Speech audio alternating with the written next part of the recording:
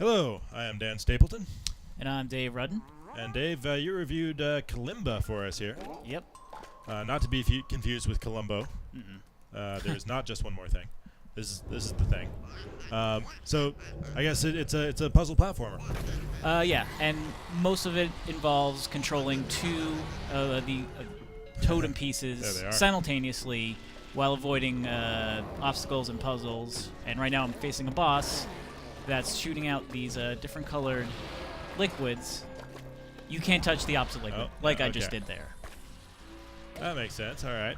But this is generally the core of the game, except not with bosses. But most stages will have pools of this liquid, and you'll have to determine, okay, I can't jump with this guy into it. I have to jump with the other guy. So it's a very kind of a level design heavy game where it's all about these environmental puzzles.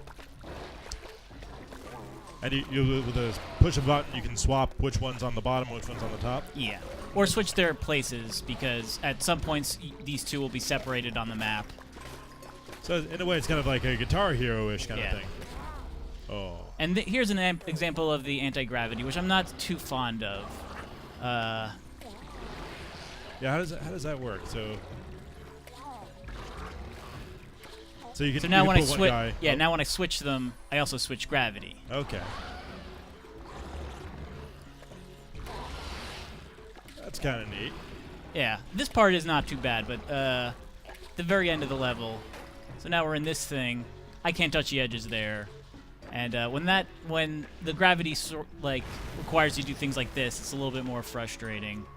There are some stages where there'll be those collectible little dots on the very edge of the black mass, which I can't touch at all. I'll die, and it just requires a different kind of timing that's not really anywhere else in the game, and kind of frustrating because they speed up very quickly the longer you're in changing gravity. So one thing you said about this game is that the checkpoints were very forgiving, which a couple times you've died already. It seems to be very true. You haven't lost much progress. Yeah, but something I've been going for a lot since I've completed the game is gold runs, which is you don't die at all and you collect every single collectible on the level. And when you're at the very end of one of those runs and anti-gravity is what kills you, it kind of gets on your nerves. So it seems fairly consistent so far, but you said when you get near the edge of the screen, it's a problem? Yeah, well, this is a very big map, but when you're doing it on a smaller map and you happen to touch the edge because gravity speeds up too quickly... the speed at which you move is inconsistent? It escalates too fast, in my opinion. Right. Yeah, it's one of those things that looks like it's going to take some serious getting used to. Yeah. Doesn't always quite work the way you expect it. Oh. Yeah.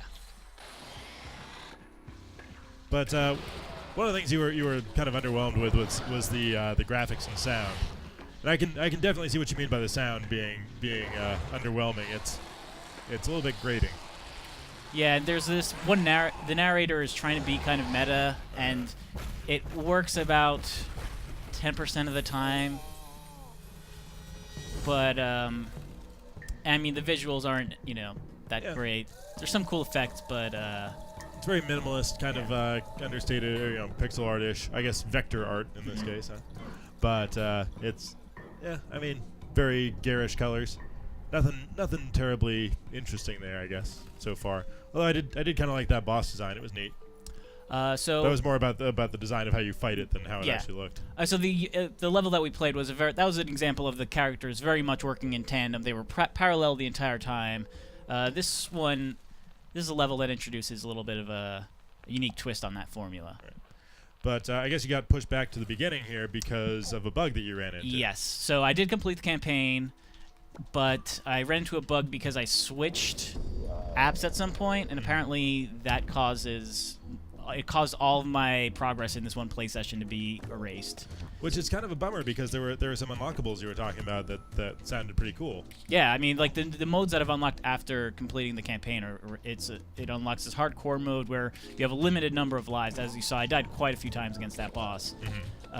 You get 3 if you finish a level perfectly, and you get 1 if you just finish a level, I think, with a certain amount of deaths. And yeah, the co-op, which we'll get into a little bit, it requires a different kind of like co-op. Sorry, it requires a different kind of communication that I've had to deal with in most co-op games. Mainly, I get angry way faster. It reminds me a little bit of Braid in like that, you know, because you're moving both of your guys at once. You try and use the level environment to get them stuck. Yeah. And then try and manipulate yourself around them in that way. I guess also the swapper is a good example of that. Yeah. So it's not the most original of the mechanics, but it seems like a good spin on them. Ha. Oh. Oh.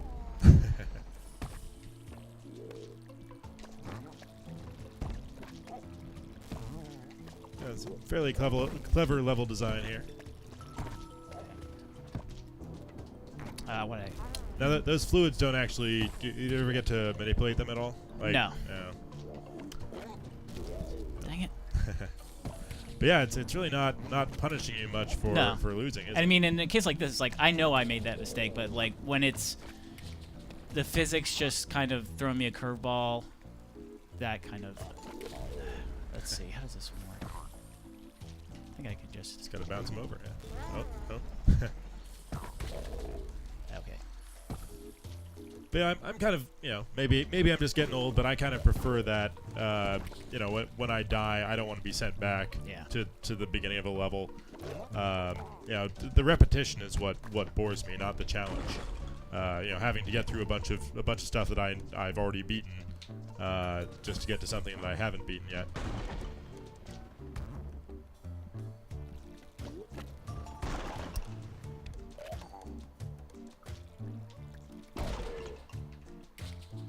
Nuts. See, I don't think I'm supposed to be separated at this point because I'm. Oh wait, actually, I can.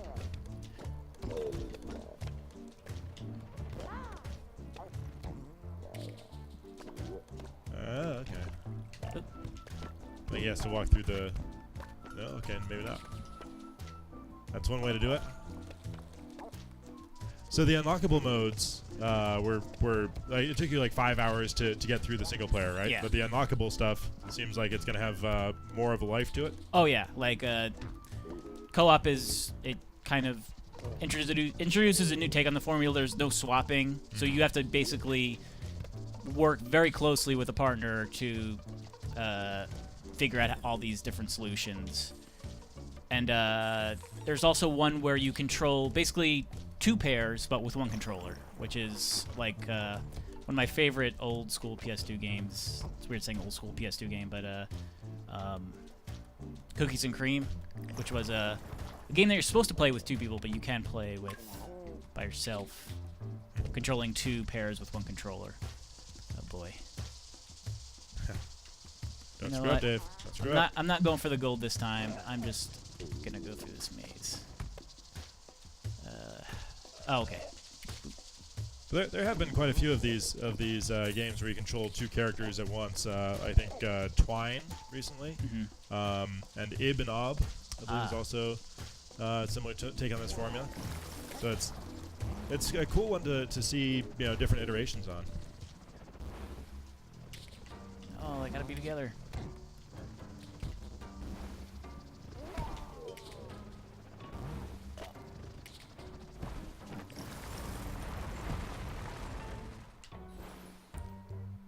It does have some neat particle effects going for it, at least. It's got the kind of Native American art style, but a little bit of flash.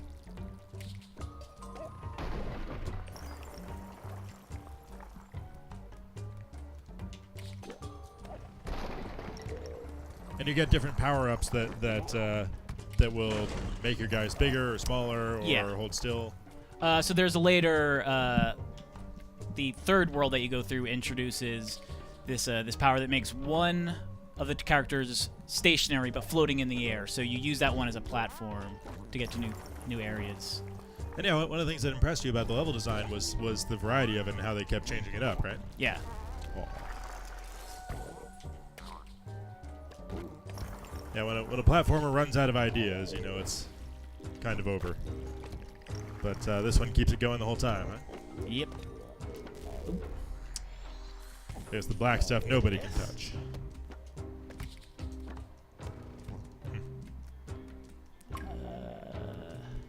Okay.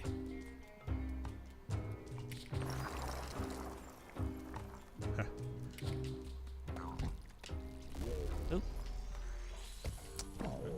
That's a rare case of, I think, a checkpoint being a little bit too far back. Well, even so, like Yeah, that wasn't too bad. Yeah. And that's more me remembering this being a little bit tricky, and then I'm like, oh wait, all this is easy. All right. So do you want to try a little bit of a co-op level? Show how that works.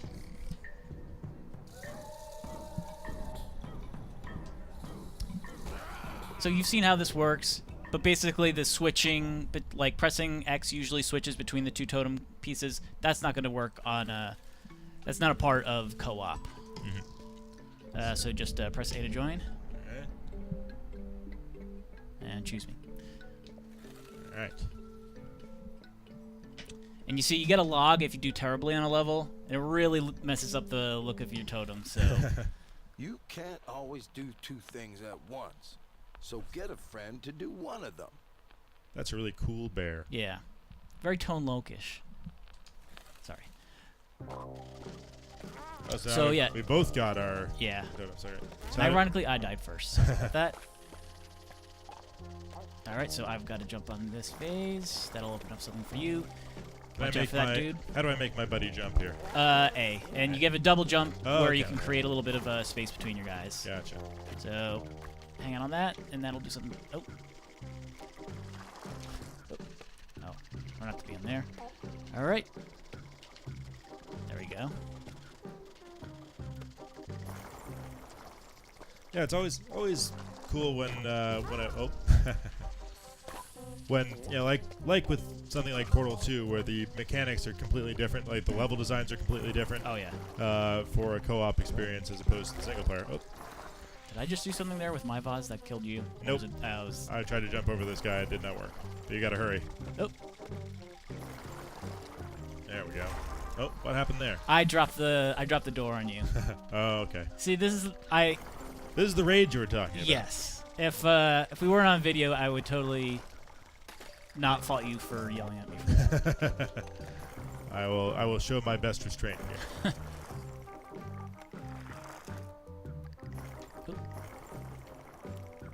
All right, so when you jump off that, I'll get off this. Okay, 1, 2, 3.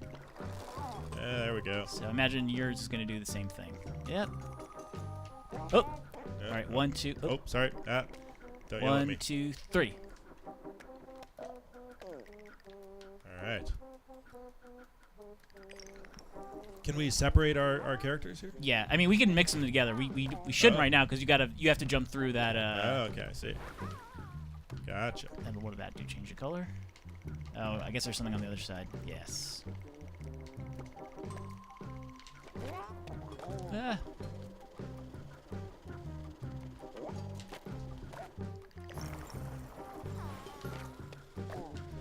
Yeah, so this game, were you counting the co-op? Oh, you done killed me. Sorry. Were you counting the co-op in the 5 to 7 hours? Because it seems like this. I haven't completed the co-op, but I've put like about an hour and a half into it, and But it's all different content. Oh yeah. Interesting. Oh. My fate is in your hands. Mostly. I'm like your gondolier right now.